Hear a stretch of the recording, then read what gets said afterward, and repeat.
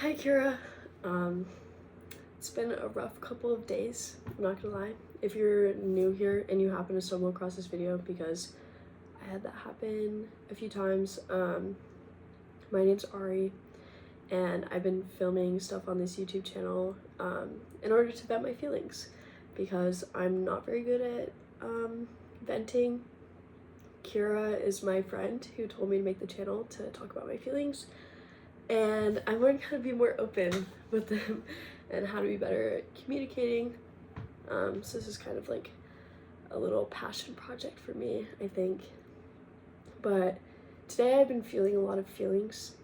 It's been a rough couple of days, I think. I just have a lot going on. Not so much with school or like my sorority or like work-life balance, but specifically with like, I guess, internal struggles. I think I guess we're just gonna jump right into it, but I think I've been struggling a lot with insecurity, and I think that's only been worsened by the men that I've been interacting with. As you know, Kierra, I just stopped talking to my ex-boyfriend. We've been on and off for 2 years, and yeah, he was very toxic and abusive, so I fear it was time to cut that off, especially because all my friends hated him, he hated all my friends, and he kind of, in a way, isolated me from some of my best friends. And yeah, I don't know, but he's not really the topic of this video. I guess, like, I will preface it by saying, like, he did make me really insecure. I've always struggled with insecurity, I guess, and he did make me very insecure as a person. I don't think he made me that way, but I think he definitely worsened it, with the cheating, or, you know, making fun of my acne or stuff like that. You know, I feel like guys, not all guys, but definitely some guys, they try to break you down in a way, and I don't even know why. I've tried dissecting this for years on why men will try to make you insecure. I think the main thing I found is that maybe they do it because okay, let me say why I think my ex did it. I think he did it as a way to make me as sad as he was. He's a very, like, not like a sad person, but he's a very, I guess he has a lot of problems. I mean, he wouldn't admit that. I think it's hard for a lot of guys to admit that they have, like, mental health problems. I mean, that I know that's a struggle, and I tried to help him through that, but a lot of men have a hard time admitting that they have mental health problems, but he definitely did have them, and he didn't talk about them. So I think he kind of took a lot of that out on me and kind of used me as like an emotional punching bag in a way. I think that can happen with a lot of girls, guys too, but especially a lot of girls, especially in college. But I think we stopped talking like maybe 2 weeks ago, me and him, and I really regret this, because I should have taken time to heal before divulging into another situationship, I guess. But we pretty much, I think we were talking near the end of me talking to my ex-boyfriend. He said he wanted to be friends. If you haven't watched my last video, maybe go watch it. Kierra, I know you've seen it, but if anyone else stumbles upon this video, it's up. But yeah, I just think that I probably should have taken time to heal, but instead, classic, you fall into one thing, you fall into one thing, you fall into one thing, and it never ends. It's a cycle of you building you up, and then you crashing down, and then you trying to find someone else to build you up or to fix you again.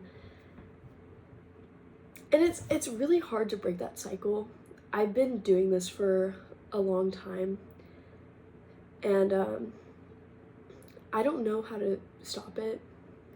I don't know how to, oh my god, I'm gonna start crying. I don't know how to get help. Nobody can help me. And it's very isolating when nobody really understands where you're coming from or understands, because obviously it's so easy to be like, oh, well, just stop doing that. But I think in order to stop and break a cycle, you kind of need to dissect it. And I have dissected it. I'm a very self-aware person. Like, I understand exactly, like, why I do things. I just don't know how to stop doing them. Like, and I even know that they're bad in the moment. I just do it anyways. And I don't know how to not be like that. I wish so fucking bad that I could realize a pattern and break it. But, you know, it's hard. I'm only 20, and I know, like, that's a decent age to be to know better, and I do, but I don't know, I have such a hard time. Like, I don't know how to be alone, and I don't know how to be with somebody, because every time I'm with somebody, like, I always attract these people that just aren't the best for me. It's like a magnet. Like, it's like they can sense, like, my parental issues or something, and, you know, like, they take advantage of that. I think people like that, like manipulators and stuff, like, they know exactly what they're doing. Even if it's subconscious, they will realize it at some point, but they know that they can trigger parts of your childhood that you might not even remember. And that shit is like for example, if you were ignored as a child or given the silent treatment a lot, which I was given, if my parents, like, if I did something bad, like, for example, if I broke a plate by accident, or, you know, let me try to think of something, or I was too loud in the car, or something like that, or even if I, you know, spoke up to my parents, because my dad and stepmom were very abusive. I know it's like, I don't know, I hate saying that word because I hate feeling like victimized in a way, but that's just what it was. They were very abusive, so if I did something bad or if I did something they didn't like, they would, you know, give me the silent treatment. So if you were given the silent treatment as a kid, chances are, if you're in a relationship and you're given the silent treatment, you're going to do whatever you can to earn that back, to earn their, you know, speaking privileges back, because it's like, oh, well, you know, if I beg for forgiveness, even if you didn't do anything wrong, if I beg for forgiveness or if I behave exactly like they want me to behave, then I will gain their attention back. So it's stuff like that. Like, they know how to trigger you, and it still gets me. Like, I don't think I'm fully healed from my childhood or my ex-boyfriend, and those things just kind of pile on top of each other. So I think that, you know, that shit sticks with you forever. Like, if Sigmund Freud heard me speak, he would be rolling in his fucking grave right now. Like, the amount of men that I've dated that have similar behavior to my stepmom or my father is insane. Like, I haven't dated, like, a ton of guys, but I'm saying, like, the ones I have dated have had extremely similar behavior, and, you know, like, from the abusive standpoint. But I guess that's not really the point of what I'm trying to say. I mainly wanted to talk about the fallout of my ex-boyfriend. I was doing a lot better. I had started seeing someone else, which I know is terrible, and I should have taken the time to heal. And because it's not even like, oh, I need to work on myself. I definitely do. Like, I need to work on my insecurities, because I know that I'm very insecure. Even though I'm a very confident person, I portray a lot of confidence. At least that's, like, what I'm told. But at my core, I'm really insecure, and it's hard to be vulnerable with that kind of thing because I don't want to break that kind of like wall of confidence that I have, because I think it protects me from a lot of things. And that's all like insecurity. Like obviously if you act confident, people will treat you differently and they won't trigger your insecurities as much. So I think that's probably why I have that kind of like persona, I guess. But yeah, so I started dating this new guy, which coincidentally he has the same name as my ex-boyfriend. If you're new here, I've dated a few guys with the same name as my ex-boyfriend. And, you know, I should have known. I should have taken that as a red flag. I feel so fucking stupid every time I date a guy because I just should know by now that I don't think all men are untrustworthy, but a lot of the men that I've spoken to have been untrustworthy. So I should have fucking known not to take somebody by their word. And like, you should be able to trust somebody, and I'm not gonna feel bad, I guess, for trusting somebody and taking them for their word, because like I can't, like, you can't blame yourself. I think it's really easy to blame yourself for something like that, but I'm trying really hard not to, because it's not my fault, you know, for being manipulated or whatever. It's not my fault, and that's something I'm trying to learn, is that, you know, kind of the blame and shame I feel for being victimized, you know. I'm kind of learning how to deal with that, because I think I internalize a lot of it. And let me give an example. So let me talk about this new guy. So I started seeing him. We talked for probably, I think it was 2 weeks, which isn't that long, but you know, it was right after my ex-boyfriend. I told him, which we were on and off for 2 years. I don't know if I already said that, but we were kind of like, I told him I wanted something very casual, and maybe it could lead into a relationship in the future, but I wanted something very simple and easy, because the thing I just got out of was very intense all the time. Like every conversation, even over text, like it was very intense. And my ex-boyfriend, also, if you're new here, was really toxic and abusive, which again I hate saying, but it's worth noting, because that's what it was. You know, you can call it as it is. It feels weird labeling it that way, because again, like, feeling victimized is hard. But yeah, so this new guy I started dating, he was trying to move things very fast. We hung out like 3 times, and he wanted to be exclusive, which was fine, because I wasn't really talking to anybody else. And you know, he said we got along really well. Our conversation was really good. We had good banter. It's hard for me to find somebody who kind of matches me, I guess. I mean, I feel like I have like an easy personality to match with, but it's hard for me to find somebody I really like. But I did really like him, and you know, I definitely like could have seen something with him in the future, but you know, I just need to work on myself. And I was very vulnerable with him. I was very open about my past relationships, because he asked. So I answered truthfully, because you know, obviously the foundation of any relationship, whether it's casual or not, is trust.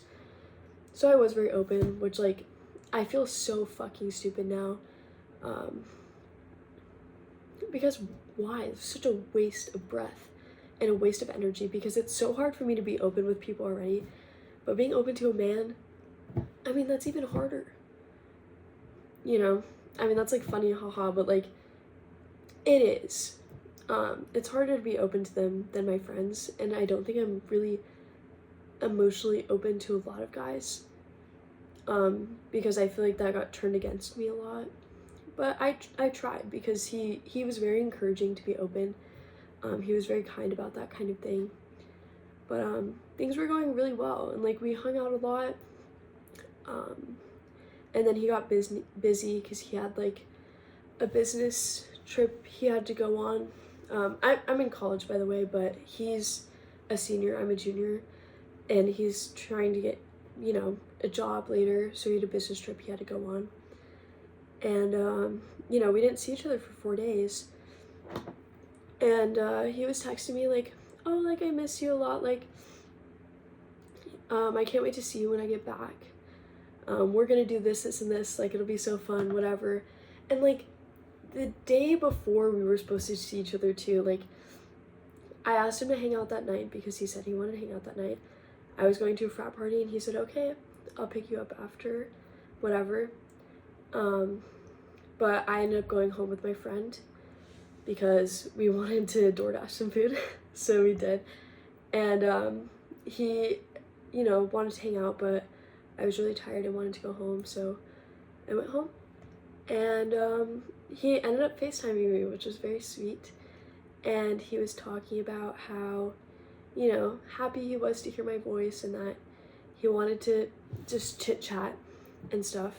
And he was saying like, oh, we can watch this movie tomorrow whenever we hang out and do this, this, and this. And I was like, okay, like, I was really excited. Like, I was really excited about this guy, even though we'd only been dating for 2 weeks. But, you know, he was fun and we matched very well. I wasn't like, oh my god, we're gonna get married, but I was like, yay, he's actually nice and likes me for me. I don't feel used in this relationship. He's a really good listener. I can tell he genuinely spending time with me. And the next day, the day that we were supposed to hang out, he actually ended things with me, which was hard. And I don't know why I was so sad, but I was at another party the next day because my big and my sorority really wanted to go, so I went with her because her boyfriend's in it. And he sent me a text that night saying that, you know, I'm really sorry, but I don't want a relationship. I'm not looking for one. And I wasn't either. But, you know, he said like 2 days ago that he wanted to be exclusive and that he wanted a relationship with me. But I guess people change their mind. And he was really nice about it. He kind of just said like, you know, like, you're awesome, but, you know, I just don't want to be with you anymore. I don't want to talk to you. And this is goodbye. And I was really shocked because it kind of came out of nowhere. And sorry. And at the time, whenever I got the message, I was really, not really, but I was a little intoxicated because I was at a frat party. And I've never cried on a night out ever, but that night I cried a lot because it wasn't even that it was like him. It was just like the rejection thing again. And I think that really triggered my insecurities, you know, because he didn't necessarily do anything wrong, I don't think. It was kind of out of nowhere. And after being told all these things, you kind of get excited for it. But I think that just kind of proves that, you know, a lot of the things that I thought about myself, I don't think it proves it, but in my mind, it kind of tells me that a lot of the things that I've been told, or a lot of the insecurities I have, are valid to have. Because why would anyone want to be with me? And why me? Like, what makes me special? It confirms a lot of my insecurities that, you know, I'm unattractive, or you know, just kind of like shit personality, or, you know, a lot of things. It kind of just proves that all of those things were correct, and that maybe at the end of the day, I am unlovable. And I know that's not the truth, but it's so hard not to feel that way, especially when these things get like confirmed to you over and over and over again. And I know that it's college men, and I know that it's college frat men, and I know how they think, and I know I shouldn't have trusted him. I know I shouldn't have been vulnerable with my feelings. I'm trying really hard not to feel bad about that, because I should be able to be vulnerable with people, and I should be able to be open. I should be able to love people without them running and sprinting in the opposite direction from me. But it's hard not to feel like that, especially when, you know, my ex-boyfriend burned me like 2 weeks before, saying he didn't love me anymore. And now this guy doesn't want me either. And it's not like I'm like throwing myself at like guys trying to see which one will stick, because I'm very picky with who I choose. But you know, clearly not picky enough. And I'm trying to get over that, the feeling of being rejected. I made a video about it, and I guess talking about it didn't help. I don't know what else to do. I'm trying to get out of these kind of self-destructive cycles. But it's hard, because I don't know how to be alone. Like, ever since I've been at college, I have not been in a relationship. I've always been in a relationship ever since I've been in college. And being alone feels so scary. Like, I don't know. It feels scary. And I'll probably make an update in like a few weeks talking about, oh my god, I'm alone and single and I'm not talking to anybody and my life is so good. But right now, I feel so fucking bad about myself. I feel so insecure. I hate my body. I hate my face. I hate everything about myself, because these guys are telling me that I should, just by being rejected. And they're not. They didn't do anything wrong. And I know that it's all me.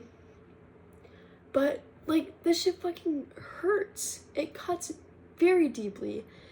And, the end of this is getting very intense. But, I don't know how to break out of it, and I don't know how to feel better. I'm trying really hard, and my friends are also trying really hard to make me feel better. But it's hard on everybody, because even when he sent me that message, I was asking my friends, I was like, what did I do wrong? Like, what did I do, you know, to make this person run away so fast? And I don't know. I am trying to go down the train of, maybe I didn't do anything wrong. I'm crying a lot right now. But I'm trying to go down the thought train of, you know, maybe I didn't do anything wrong, but, and I don't think I did. Like, deep down, I know I'm just struggling with it right now. I don't think I did anything wrong. You know? Because he was the first guy that I've been vulnerable with in a long time. And maybe that vulnerability scares people. I don't know. It's not like I was like trauma dumping or anything, but maybe I shouldn't be that way. And maybe I shouldn't be open. But I don't know. I guess this is the end of that. I'm still trying to figure it out. I guess I'm on a journey of self-love and trying to be happy.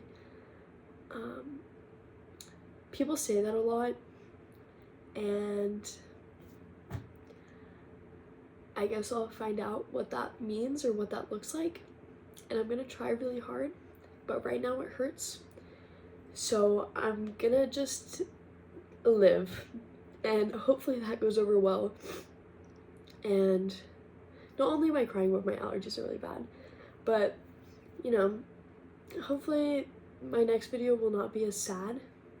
But clearly I'm filming, so something bad had to have happened. I